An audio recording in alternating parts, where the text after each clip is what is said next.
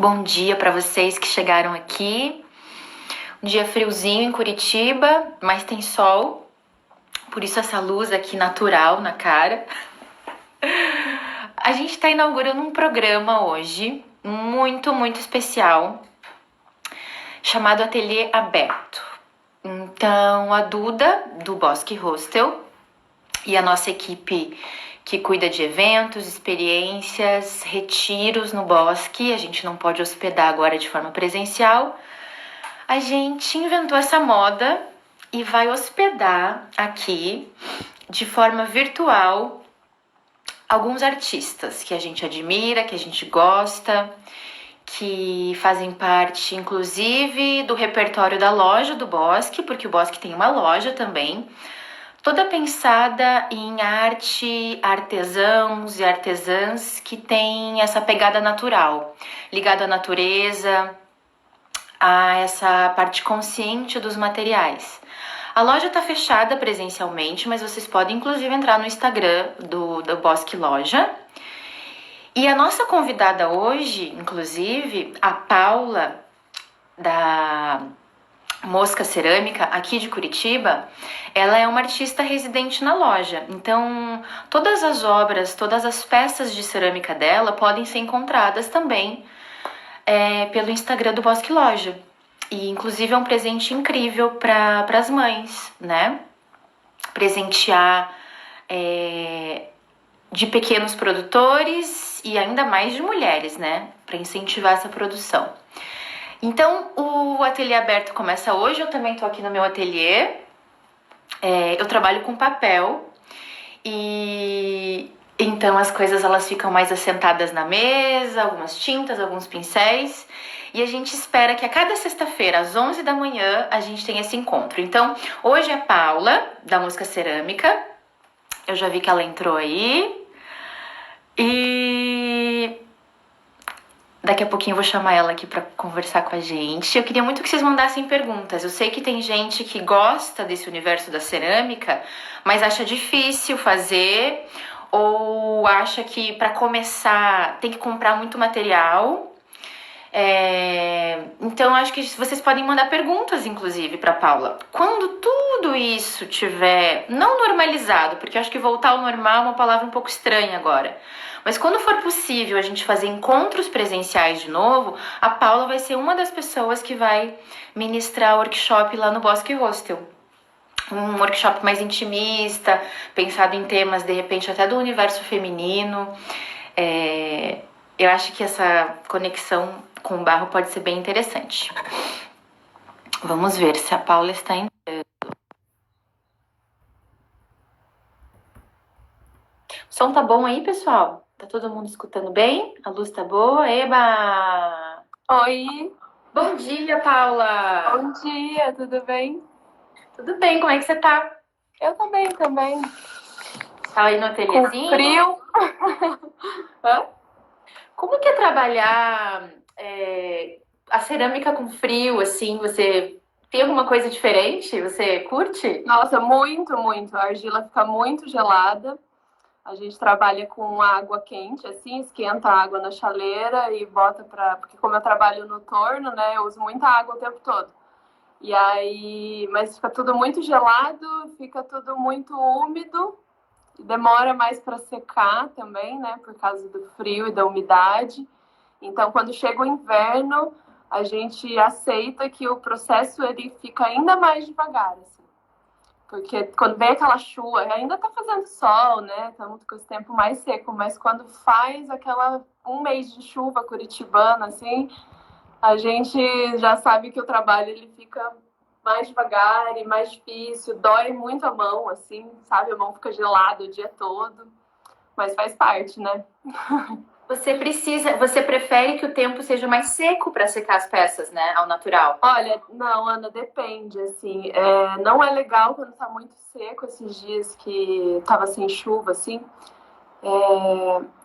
Você tem que ter um cuidado, você tem que lembrar muito das peças o tempo todo quando tá muito seco, porque se eu faço hoje uma peça, modelo hoje uma peça, e o tempo tá muito seco, corre a chance de amanhã eu chegar e ela já tá muito seca para eu dar acabamento, sabe? Então, tem esse cuidado. Quando eu sei que ainda tem mais umidade, está chovendo, eu posso modelar e deixar ela aberta, por exemplo. Mas se tá um tempo muito seco, eu tenho que cobrir com plástico. É todo um cuidado, assim, diário de lembrar, de ir embora e cobrir as peças, senão ela seca demais. Então, eu prefiro um tempo, assim, não tão seco, sem chuva, não tão frio. Então, um calor úmido, assim, vamos dizer. Eu acho que é o melhor tempo. Paula, vamos começar então apresentando você. Ainda que você seja bastante conhecida, a tua marca seja conhecida, como que você começou nesse universo da cerâmica? Por que você escolheu cerâmica para a tua vida? Olha, eu acho que eu não escolhi assim, né? Eu acho que foi um processo de encontro, antes de tudo. Eu venho de uma formação que não é das artes, mas que ao mesmo tempo tinha muito a ver com o trabalho com o corpo, com coisas manuais. Eu vim da educação física. E dentro da época da faculdade, assim, eu já fui uma pessoa que sempre gostei de fazer coisas manuais. Eu lembro de ser criança e fazer coisas, costurar, fazer coisa com miçanga.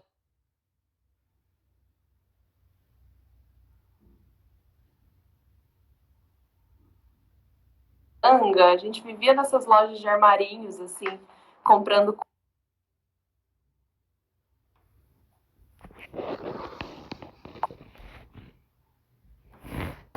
Aí eu quis buscar alguma coisa, assim, eu já tinha mexido com biscuit, não tinha dado certo.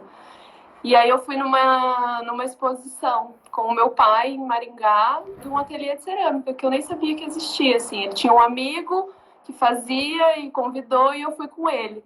E aí eu comecei a conhecer esse universo e fiz aula lá. Então, meu primeiro contato foi lá, um curso de modelagem manual, só modelagem manual, que durou 4 meses. Aprendi, assim, o básico, né, de técnicas de modelagem.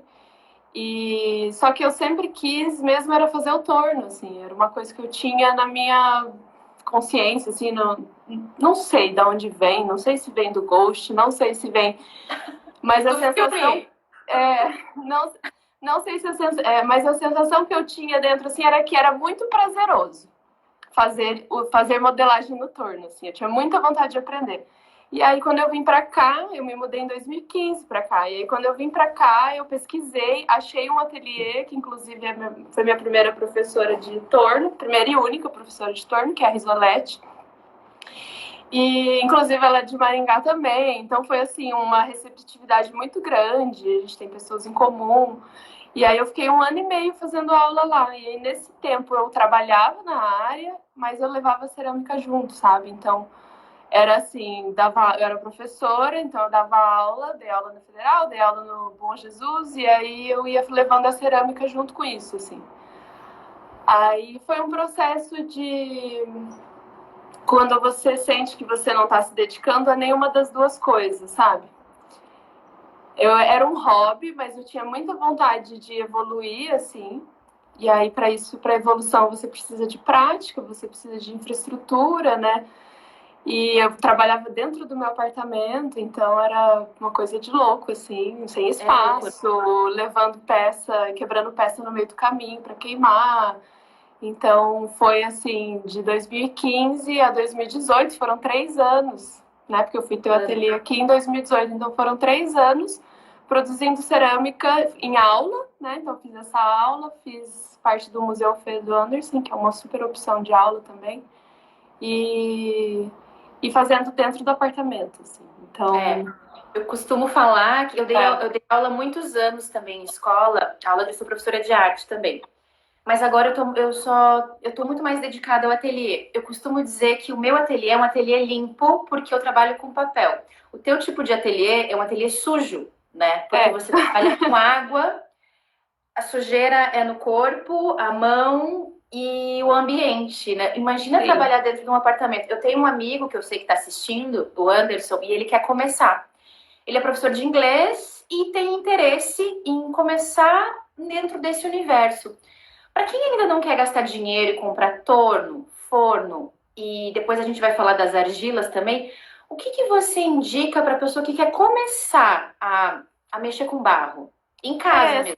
Então, assim, faz sujeira, mas não é impossível, assim. Eu acho que o que mais faz sujeira é o torno. Então, se uma pessoa quer começar do zero e não necessariamente ela vai já pro torno, porque eu acho que o torno é uma etapa, assim, também é, não avançada, mas que você pode primeiro conhecer tudo manual antes de ir para ele, sabe? Tem várias técnicas de modelagem manual que você pode desenvolver a cerâmica, que é ótimo, assim. E aí você tendo uma mesa, uma lona, um tecido, uma lona, uma superfície que não grude, né? Por exemplo, não dá para ser direto numa madeira que vai grudar, no vidro vai grudar. E pequenas ferramentas, não precisa de muita coisa, assim. Você já consegue partir do zero, assim, sabe? Dentro de casa mesmo. Então, era uma sujeira lá, mas eu tinha que manter sempre o tempo limpando a casa, porque chegava a hora que tinha pegada de barro pela casa, sabe? Então, mas porque o torno ele faz mais sujeira, eu diria isso. Então, para às vezes, se a pessoa quer começar, tem várias pessoas dando cursos online, assim, coisas gratuitas, fazer IGTV e tal. E eu acho que no YouTube tem muita coisa também. Se o momento agora, né, a gente não consegue ter aula presencial, dá super para você comprar um pacote de argila, você comprar um tecido ou pegar um pano em casa e começar a testar assim mesmo do zero. Eu acho que não exige tanto, tem muitas ferramentas que são adaptáveis também, sabe? Você pode ter na sua própria casa uma garrafa de vinho para abrir massa. Você pode fazer ferramenta com clips, com palito de sorvete. Então tem várias alternativas baratas assim também, sabe? Que acho que facilita aí para quem quer começar. Legal.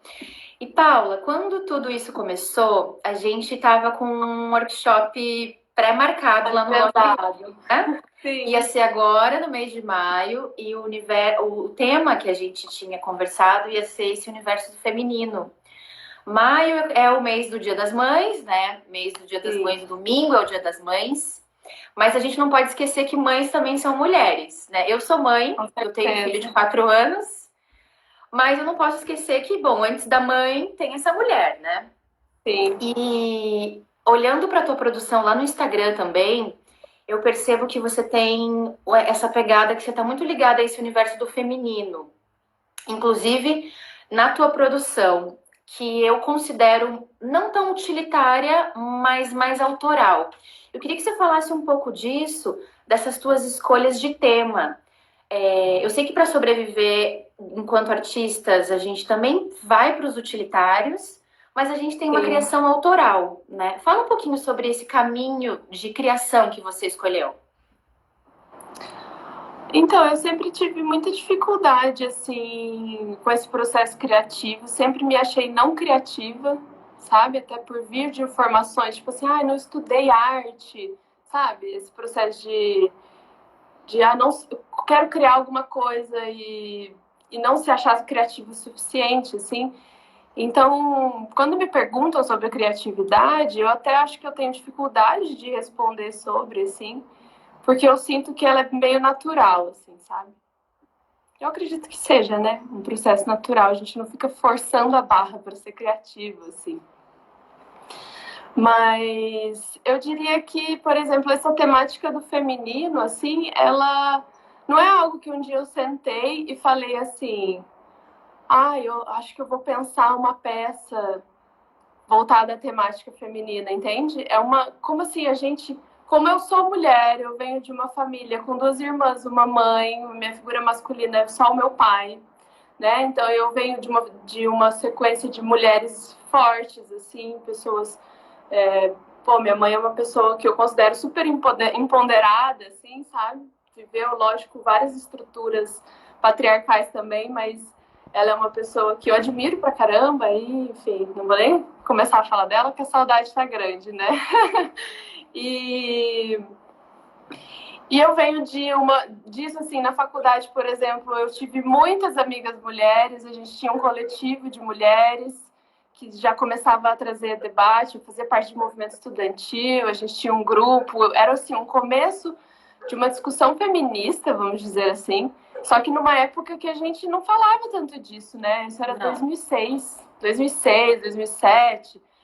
E a gente, até esses tempos estava lembrando, assim, nossa, como eu tinha relações abusivas com professores e a gente não se dava conta disso, sabe? E hoje em dia é uma coisa que, por exemplo, se um professor for abusivo com você, ele vai ser escancarado, assim, sabe? É uma coisa... Porque as redes sociais, elas contribuíram para isso, né? Sim, então. Então, em 2006, a gente não tava... Nossa, muita coisa mudou, né? Parece que, tipo assim, nossa, faz tanto tempo, mas é um processo muito doido. Então, eu acho que vem da minha história e da minha vida mesmo, assim, sabe? De me relacionar com mulheres, de, enfim, ter essa presença feminina muito forte na minha vida, assim. E aí acho que foi algo natural. Então, ontem eu até contei, por exemplo, a caneca Teta Livre, ela vem de uma colega que veio e falou, vamos fazer uns vasos de peitinhos, e aí a gente começou a desenvolver isso, e a caneca surgiu nesse meio tempo. Então, vem de outra mulher também uma ideia, sabe? Eu não levo, tipo, eu sou a criadora, porque tem várias pessoas que fazem cerâmica com peitos, com vulvas.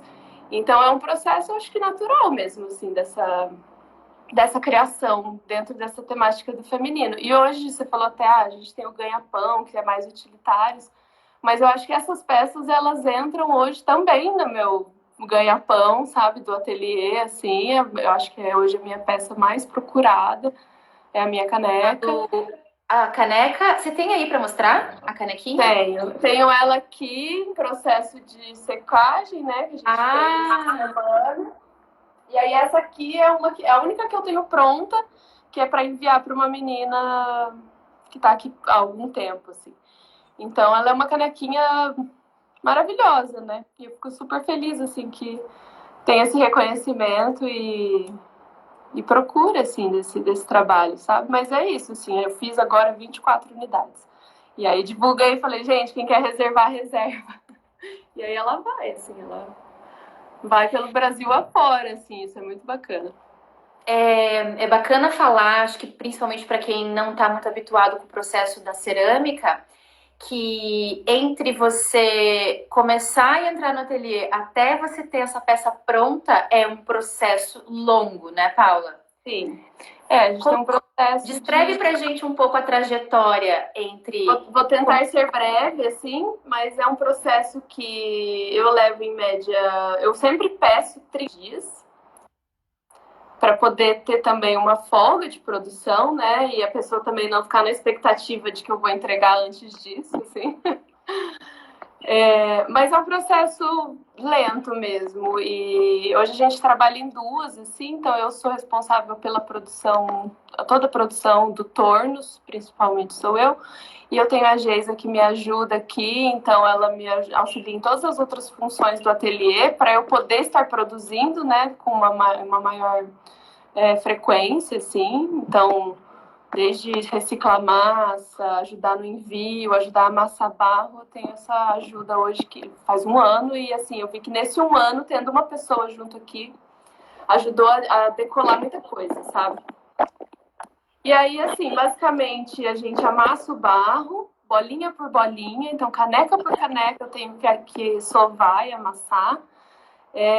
Isso leva um tempo também, né? Você separa o barro, pesa o barro, modelo ela com 550 gramas, por exemplo. Então, um pacote de argila, hoje eu consigo fazer 20 canecas, é isso? E aí, modelo ela hoje, vamos supor, se o tempo estiver legal, amanhã eu já consigo dar acabamento, do acabamento, tudo no torno, do acabamento, e aí adicionamos os peitinhos e as alças, né? E aí ela fica assim. Aqui ela é uma peça que tá de quinta-feira, ontem, quarta ou quinta, a gente fez os peitinhos e as alças. Aqui ela tá crua. Se, por exemplo, eu tiver uma quebra de alça, um rachado, eu posso pegar essa caneca e colocar ela dentro da água e ela vai voltar a ser barro de novo, né? Porque ela ainda está crua, não foi pro forno. Depois que ela vai pro forno, que daí a gente não consegue mais reciclar para voltar a ser argila. Então aí ela passa. Ó, você tem ideia do tamanho que ela reduz, ó. Isso é muito legal também. Ela seca, né? Ela seca e ela encolhe. Então daqui ela tá úmida ainda, ela vai ficar bem branquinha.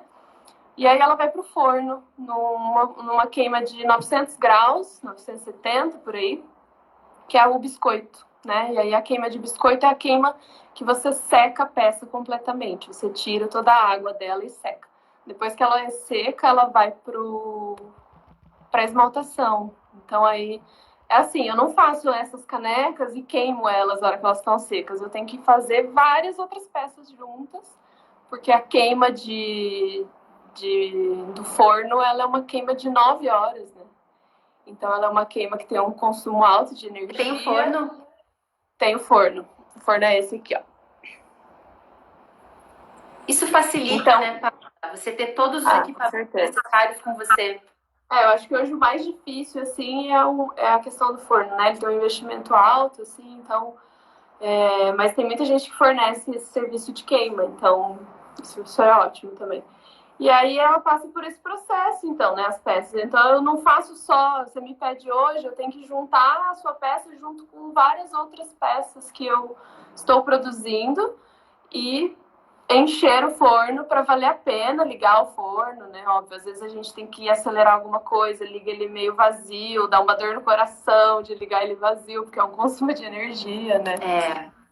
E aí é isso, assim, aí a gente esmalta ela, a esmaltação é um processo de vitrificação mesmo, então a hora que vai para o forno, isso aqui é um vidro que foi fundido, né?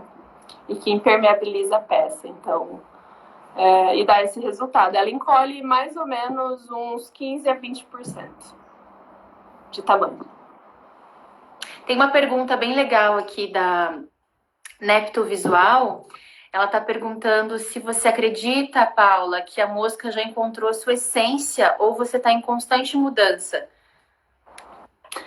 Eu acho que com certeza em constante mudança, assim. Eu até penso às vezes assim, nossa, será que eu vou fazer pro resto da minha vida essa caneca? Fiquei pensando esses dias isso, assim.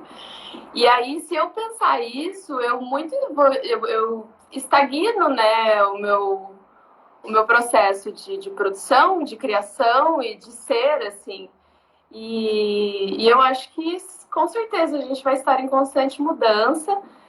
Eu acho que já, por exemplo, estou com o ateliê profissional aqui há 2 anos. Nesses 2 anos, eu já fiz peças que eu não faço mais, né? Já trabalhei com cores que eu não trabalho mais, já trabalhei com argilas que eu não trabalho mais. Hoje em dia, como eu tenho um catálogo, tenho site, estou tendo mais encomendas, a gente acaba talvez reproduzindo mais, né? Acaba tendo pedidos de peças, a gente tem uma produção fixa, mas eu acho que de repente você tem um tempo, você resolve fazer uma peça nova, e aí é um processo de mudança, assim. Então tem peças que talvez sigam aí comigo durante alguns anos, mas eu acho que a cerâmica ela é infinita, assim. Então tem tanta coisa para aprender que se eu disser que eu já achei a minha essência, eu mato a mosca aqui, né? Então acho que parte da essência... chama mosca? Por que se chama mosca? Chama mosca porque é o sobrenome da minha avó. É um sobrenome italiano, Então, a minha avó é Ofélia Mosca, é da família Mosca que veio do interior da Itália.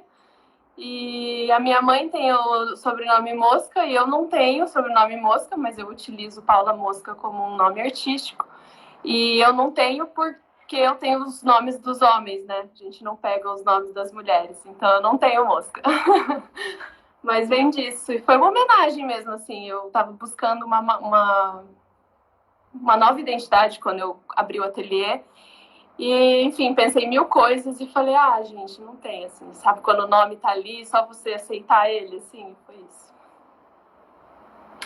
A Juliana, que entrou agora aqui também na sala, ela é ceramista e ela é lá de São Paulo, aliás, ela é minha irmã.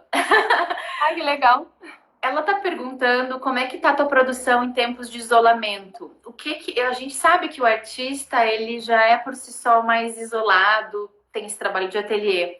O que mudou de lá de fevereiro, março para agora na tua produção cotidiana, Paula? Então, logo que saiu, assim, oficial, né, a questão do isolamento, de ficar em casa, que eu acho que foi mais meio de março, assim, né, que a gente começou a se isolar mais, acho que foi um choque para todo mundo, assim, e para a gente também. A gente ficou muito sem saber o que fazer. E a primeira coisa que eu optei foi cancelar as aulas, né? Então, eu não tenho tantos alunos, a gente tem hoje 9 alunos, são 3 por horário, assim, então não é uma aglomeração de pessoas, mas tem gente que mora com os pais, tem gente que mora com o idoso, tem gente com um grupo de risco, então foi uma escolha de segurança para todo mundo, foi a gente cancelar as aulas, assim. Eu até fiz aula online, mas por enquanto a gente está com as aulas paradas. E aí a primeira semana foi uma semana muito difícil, assim, porque eu desanimei, eu falei, nossa, o que vai ser da gente, meu Deus. Sabe, aquele choque mesmo, achei que, meu Deus, o ateliê vai falir, eu vou ter que fechar o ateliê.